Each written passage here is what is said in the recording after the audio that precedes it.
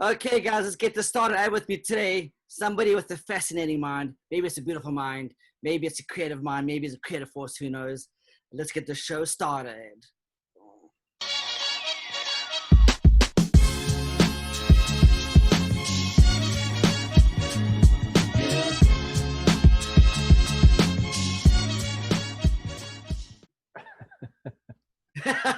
Mr. Ren Cummins, high five. Good morning or afternoon or whatever time of day it is. It's good to meet you. I'm here in Southern California. Where are you located, Ren? Just outside of Seattle. Oh, beautiful. How are you guys doing up there in Seattle with all the concerns and issues? And how are you feeling, Ren? You know, I'm feeling incredibly optimistic. I was born in 1969, so I kind of missed the whole civil rights issues of the 60s. I didn't get to participate in any of the marches, because I wasn't even born. You're in spirit. I was there in spirit. So it's kind of amazing to see this happening right now, and especially Seattle's kind of always been a city of action when it comes to civil rights issues and kind of addressing concerns that affect smaller groups of people and kind of pulling together to really kind of make issues known. And I've been watching what's been happening. That if people are watching this aren't aware of what's been going on, some of the people have actually sectioned off a whole segment of one area called Capitol Hill, about 4, 5 to 6 blocks of area. And they've just pushed everything else out except for people who live there and people who work there, so that they can have these conversations on the street. And it's been inspiring to Wow. how people have been involved. It's been incredibly peaceful. There's been a couple of incidents, but ever since the police stopped throwing tear gas at them, everyone's been in a good mood. And it's been amazing to kind of watch the people trying to convey their concerns about things, and yet not be completely anarchistic about it. So it's been kind of a fascinating thing to watch. Well, I'm concerned because you live up there, and I know that at the end of the day, voices will be heard, action will be taken. However, Seattle has been in the news lately a lot of it negative. But that's media for you, because I believe media is fake. I don't trust the news. I'd rather go to Facebook or Twitter, not really Instagram, because that's more the amazing life of people really. But I go to more of my own resources than trusting the media. But anyway, let's not get into that. Let's have some fun, because that's what this is all about. There's always time for a revolution later. Yeah, exactly. Well, maybe we have a revolution with your 2 books, and you've been a writer. So I want to get into that. I want to delve into the mind of Ren Cummins. Ren, I got your 2 books from your publicist, Marty Melville, over at Dulce Blunt Publications. And I haven't had a chance to read them. I got them on Friday. My favorite genre though is science fiction. Excellent. Then you came to the right place. Yeah, exactly. I'm going to quickly share them with you. And what I loved about this reminded me of kind of future events. Okay. And this is your Sun and Stone book. That's book number 2. But book number 1, I kind of like this. This is your Steel and Sky. This is kind of past and future. Yes. Am I right? I'm going to have to issue a blanket apology to fans of the genre, but when I was working on the edits for the first book, and I'd finished writing the entire first book, and this is even before these 2 books, but the very first book I wrote, which is kind of set in the same world, my editor came back to me and said that she really, really enjoyed all the steampunk elements of it. And I had to Google the word steampunk. And so I feel like I have to apologize for people who have been fans of this genre, which the name has been around for a good 30, 40 years, but the style itself has been around since Jules Verne and H.G. Wells. And it's this idea of a retro futurist, a retro technology, to where they can perform these kind of amazing ideas, amazing things with like steam power and simple laws of physics to generate results. Right. Yeah. So I just liked it because the idea, for me, kind of a Victorian period seemed like that launching off point where there was still a lot of people who believed in kind of the supernatural, esoteric elements of the world, and then people who were kind of pushing forward with this industrial idea. And I liked that as a point of departure to explore the Okay. idea of faith versus science, and So faith. faith versus science. Oh, okay. Let's go into that. That's interesting. You brought that up. What is that? What do you mean by that, Ren? Well, in our society, we kind of have our own division of people who put all their eggs in a basket of science and knowledge, and we have people who kind of put all their eggs in a basket of faith. Okay. And we have, as a culture, kind of allowed these two things to be a point of contention.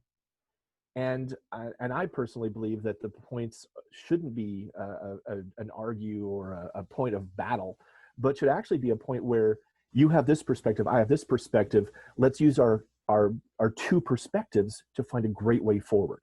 Right. And exactly. I like it. Merging the greatness together as one instead of division. Exactly. I think we have more things in common than we have that divide us. And so I kind of write a book about that idea, and the idea of taking it from a retro tech, that same kind of I guess that era of departure, and housing amazing feats of magic with amazing feats of science side by side. I thought it made for an interesting kind of a background for the whole story. Actually, I almost agree with what you say. Not that I know your mind that well, Ren, but I do like how because I do believe there is magic, and I do believe there is evidence. You know, we're very cynical human beings. We like to see to believe. Yeah, and I think there are some things that can't be universally defined by either side. And for me, I guess the big supporting evidence, if you want to call it that, for things like magic is music. And here's, I'll give you an example of that.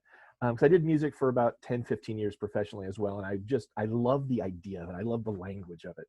Oh, I know where you're going with this. And so now it makes it very clear of who you are and why you have this futuristic sense and vision to the future. You're like an Elon Musk. You know, you believe it and you see it. Okay, he's the one who's the action making it happen. But you're with him on that journey. You're not like, you're in awe of what Elon Musk is doing. Okay, but you're not. It's not. It's believable. It's not impossible to you. What he's doing is possible. Right. There's a quote by George Bernard Shaw, and I'm probably butchering the quote, but he said that most people look at the world as it is and ask why, but I prefer to imagine a world that could be and ask why not.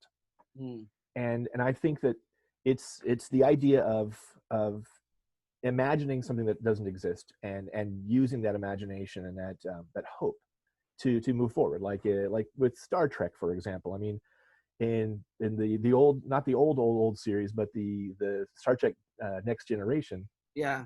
Did something just happen to the camera? No, I'm sharing my screen with you as you're talking. Oh, okay. Who is Shaw again? George Bernard. Oh, George Bernard Shaw. Wow, it rings a bell. Yeah, he wrote plays. He's written books. Probably about 100 years ago. There he is. Yeah, Irish playwright. Okay, great. Only to help the audience, because I knew the name. I'm like, how come I do know the name Bernard Shaw. I do know that name. What is he famous for? I think it was Man and Superman. I think was his most popular work. Oh, you're kidding me. Okay, forgive me. That's how green I am. Okay. No, you know what? That's why I love things like Wikipedia. I think of this like 20 years ago. We didn't have this wonderful resource to picking up information. In fact, it's fantastic for writers because I've written books that involve I have airships in the current series. And the idea of how to construct, design, and operate and repair an airship. There's not a lot of places you can just go and pick someone's brain to have them teach you this. Right. But if you go on here, you can find a lot of information. It's not all accurate, but it's a great resource to start the search. So he was one behind Superman. Well, not the Superman in the comics, but the idea of, in fact, they took the inspiration of the name from his writings. But he wrote a book called, or a play called Man and Superman. And it's the idea of... There it is. I see that. Okay. Yeah. Okay. It's, how do you define what we are and what we could be? And he was a very interesting futurist. Oh my gosh, and this guy's way ahead of his time. Oh yeah, Way no, ahead of no. his time. That's the thing. It kind of goes back that same period that I liked about the Victorian period. It was very revolutionary. It was kind of a free for all because it went hand in hand with this period of immense engineering feats and industrialization and all these things Right. of man learning they could do anything, and yet at the same time there was this artistic side that was like, what else could we do? So it really worked very, very, it dovetailed very nicely into the idea of steampunk, because you have these kind of weird, dazzling, quirky technological things that really can't be done with just a steam engine. I'm going to go there. So you keep saying steampunk, and I'm going to act transparent with you right now. Yes. I have never heard of steampunk. Oh, well, hey, this is great because I I hadn't heard of it when I started writing it. As I mentioned, I learned Oh my about it on the gosh. fly. Yeah. And it's a whole subculture and subgenre of the sci-fi and fantasy interests and fan base, to where they look at, and the two most popular authors that kind of exist in this are H.G. Wells and Jules Verne. Right. Because those amazing adventures happened, were described and imagined at this time when the technology was just getting started, and people were, and if you look at that, you look at like the 20 or 30 years from like 1890 to 1920, you look at how far we went so quickly. Like we went from horse and carriage to automobile, airplane. Correct. It's a fascinating time. And it wasn't just the technology, but the imaginations of people. They thought, wow, if we could do this, what else can we do? Right.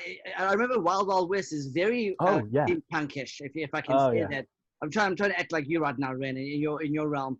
Ren, what I also remember was if I can, I just watched Doctor Strange recently. You know, because we're in quarantine and I've watched a lot of movies.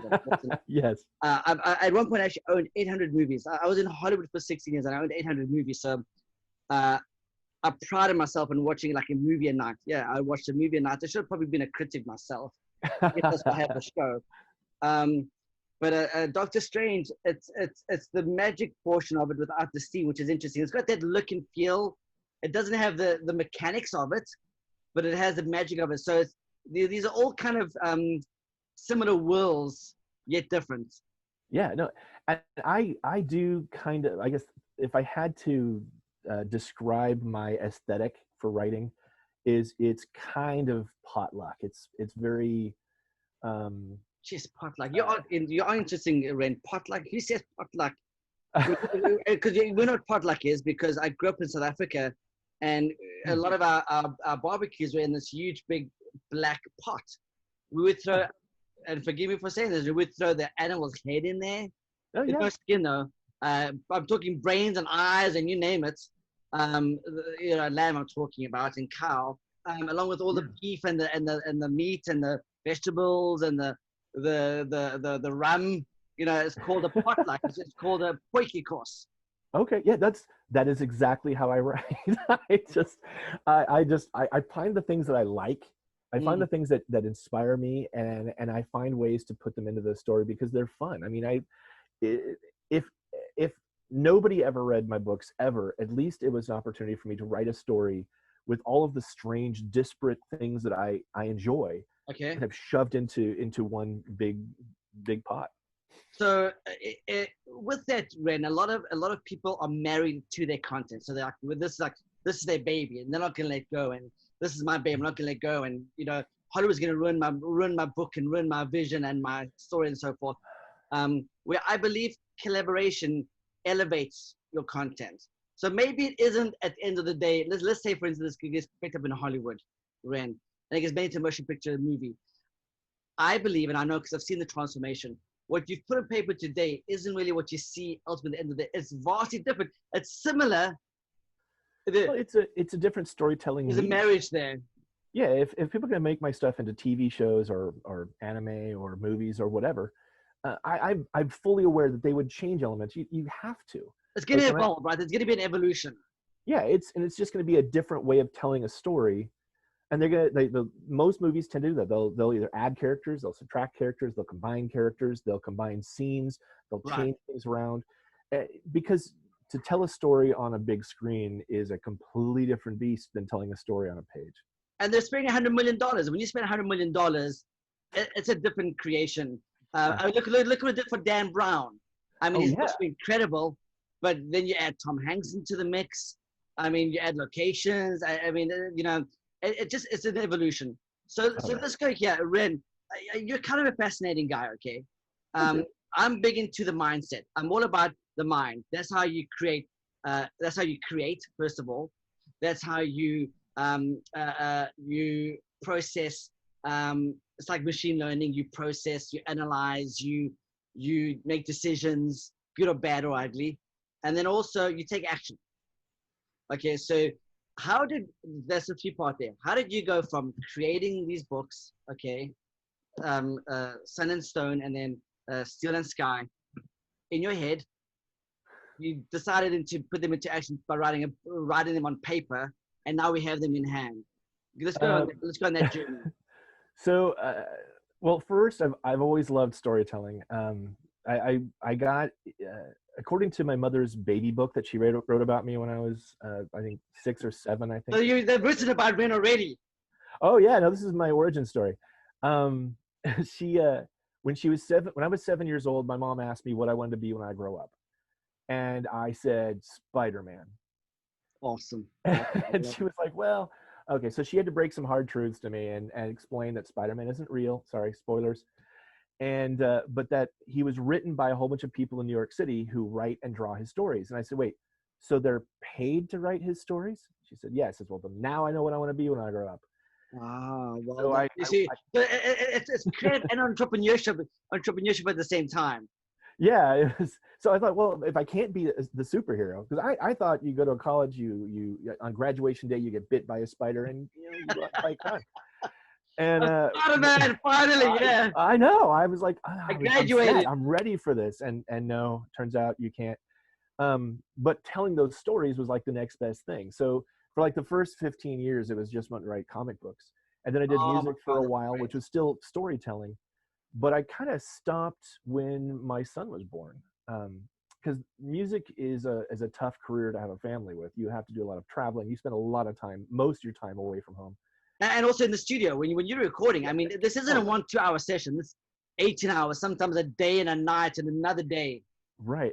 And I saw an interview with Sting on his first tour away from the police, and he was talking about how he wanted to shift his priorities to where he spent more time at home, because he had come home from a tour and there were these 2 teenage people walking in his house that he had no idea who they were, and they were his kids. Wow. And he was like, I'm never doing this again. I'm not going to miss these opportunities. So I thought about that, and I can't do that. So I sold my gear, and I just stopped being creative for a while. But every night when we put our son down to bed, he would always ask us to tell him bedtime stories. And usually it was my wife would go in and start. So she would start telling the story, and then they'd yell for me to come down and finish it because she's like, I don't know what to go from here. So I'd come down, pick up the story, and then finish the story off. And after about, I think my son was about 9, and we went to see one of the Harry Potter films. And I asked him what he thought. I was very excited because I'm like, this is where I get my kid loving books and all this is the cool stuff. And so I asked him, like, just like me, yeah, mini me. Yeah, this is what he's gonna be loving. And he's like, well, it was kind of stupid. And I was like, how do you respond to that? And so but this is a 9-year-old. Yeah, a 9-year-old. And he was like, adult. no, this is a 9-year-old going, yeah, it's kind of dumb. I'm like, well, okay, let's dig into this a bit more. Why was it? Yeah. Why did you not like it? Yeah. And his response is, well, why did they call it Harry Potter? He's obviously not the main character. And I was like, what do you mean? He's like, well, I mean, he flies on his broomstick, and he's the child that did not die. Woo, big superpower there. He's got the Flash Gordon zigzag on his foot. Yeah. And it was like, and that was it. And I was like, well, what would you? He said, well, obviously Hermione Granger is the main character because she knows all the magic. She's the best wizard. And I was like, yeah, but, and I tried to explain, well, they don't really make movies about female characters being the lead. This is a couple of years before Hunger Games. Yeah, absolutely. And so he was like, well, Dad, you tell me great stories. Why don't you write a book about a girl who kicks butt?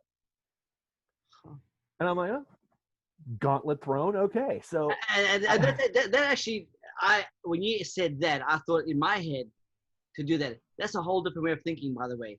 I'm trying to think, hold on, female character, female hero. Oh, like, how do you write what you don't know? I don't know what it's like to be a female. I don't know what yeah, it's like to be a heroine.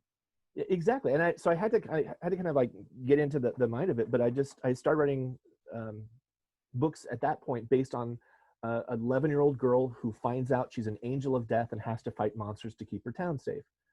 And I got a 6-book series with that, and I'm like, there, are you happy now? Are you good? And he's like, no, keep going. And It's your son. Your son's pretty impressive. no, it was he is obviously, he is just absolutely fantastic. He inspires me, Of he your challenges DNA, me. yeah. I don't know, well, it may have skipped a generation, I don't know, but I'm optimistic. um but then when the last book was done, there was a character I had kind of as a secondary character in the series. He's not one of the mains, and he keeps almost dying. Like, he gets like one obscure death after another, and he keeps popping back. And he referred to himself as the immortal Favo Car, and it was like his big. It was me just making a funny character, and I just kind of liked it. And so at the very end, not too much of a spoiler, he is believed to be dead again at the end of the 6th book. And my editor comes back to me and she goes, okay, listen, Ren, if you write any more books at all about these characters, you got to kill Favo off. He needs to be a dead man, because I'm just tired of him popping up and not dying. You know, she didn't like the guy. She's like, I want him to be a dead man. And so I showed her the first draft of Steel and Sky, you know, Tales of the Dead Man book 1. She's like, oh, you suck. Because that's what basically the next series is about this guy who, Okay, we'll get into that. Yeah. and that kind of led me in. I want to tell stories that I enjoy telling, about things I like and things that are inspirational, but also just because the subtext is this idea that things that seem so different really aren't, and have so much to contribute to each other. It just continued to be this concept that I wanted to continue to write about and expand on and build on.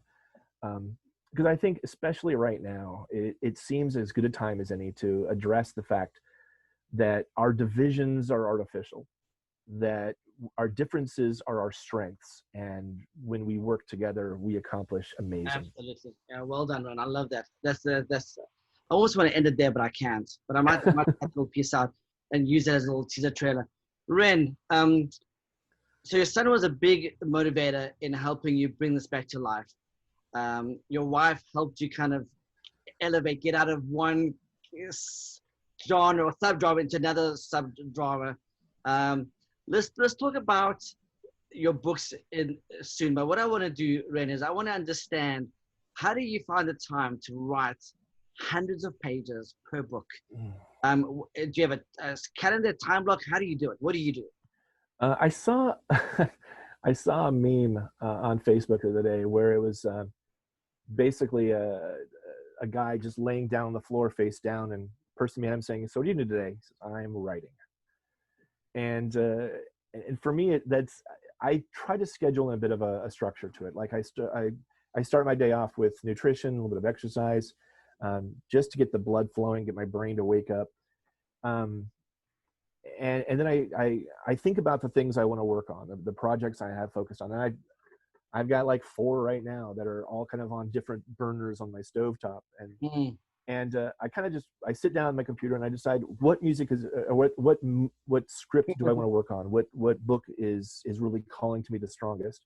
And I have soundtracks that I build up on my computer that are for that genre, or for that project. So I'll hit play, let it sink in for a minute, and then I'll just start working on it. Nice, very nice. Okay, so you don't really wake up early in the morning. Sometimes I do. Do you have a set scheduled when you write, Ren, or is it just something that it goes spur of the moment in the morning? A little bit of both. There's a concept in writing where they talk about being a plotter or a pantster.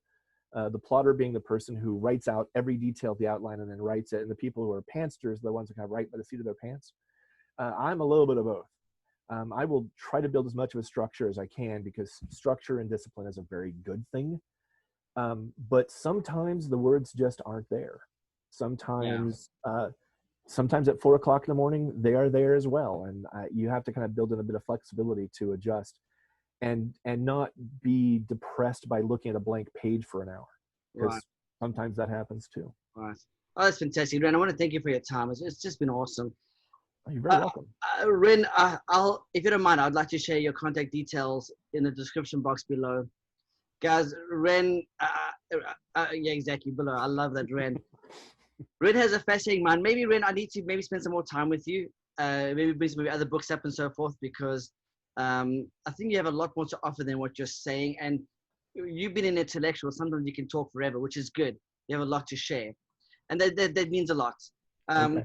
Ren, if I'm an aspiring writer and I want to, like you, get the theme or the idea or the story or my dream or version out of my head onto paper, what can you give us as a nugget, a takeaway in making that happen, actually doing it? First, take away the word aspiring. Aspiring just means wanting to do it, and just stop just wanting it and just start doing it. Okay. My favorite advice I ever heard was basically just to write a little bit every day. If you don't feel like you can write big stories, write short stories. If you don't think you can write imaginative stories, write stories that are memoirs and about your own personal experiences. Okay. And it was a college professor of mine who was cruel and terrifying. He was one of those guys who basically he had a Chaucer class that he taught from memory. His whole thing was like, once you have the bones to it, once you have the structure of being able to write, the only thing you're missing is the life experiences that tell you the stories to write about. So live, experience, put it on paper. Live, experience, and put on paper. I love that. Thank you, Mr. Ren Cummins. Hey, if you want to get hold of his books, if you want to get hold of his publisher, please reach out to Ren. His details will be in the description box below. Smash the like button, hit the bell button, subscribe. There's going to be a lot more great content on this channel. I will be putting Ren on the podcast as well, which you can find on Spotify, under Legends, the Hero's Journey podcast. And Ren, thank you for your time, man. I'm interviewing you again in the near future, bud. Oh, that'd be great. Love to have you. Awesome. Thank you. I'll speak to you soon. Take care. Cheers.